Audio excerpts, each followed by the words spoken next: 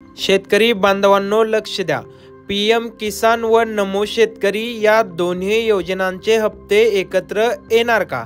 त्याचबरोबर हे 4,000 रुपये कधी येणार, तारीख आली आहे की नाही याची सविस्तर आणि संपूर्ण माहिती आजच्या या व्हिडिओमध्ये आपण घेणार आहोत।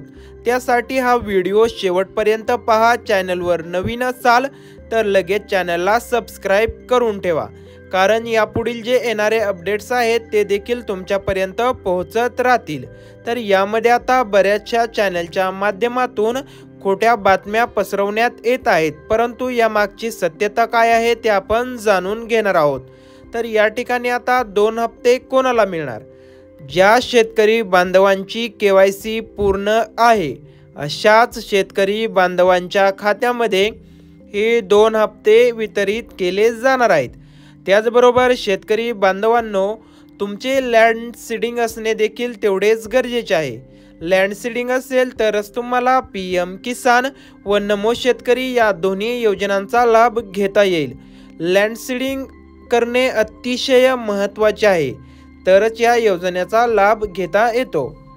यापुढील अट अशी आहे की तुमचे जे आधार कार्ड आहे ते DBTC लिंक असणे देखील गरजेचे आहे। जर आधार कार्ड DBTC लिंक असेल तरच केंद्र शासन व राज्य शासन तुमच्या खात्यावरती या हप्त्याचे वितरण करू शकतोय। यासाठी या 3 गोष्टी पूर्ण करून घ्या। त्याचबरोबर आता सर्वात महत्त्वाचं म्हणजे की हप्ता कधी येणार, ज्याची तुम्ही आतुरतेने वाट पाहत आहात। तर शेतकरी बांधवांनो, मिळालेल्या माहितीनुसार हप्ता 25 नोव्हेंबर पर्यंत येणार आहे।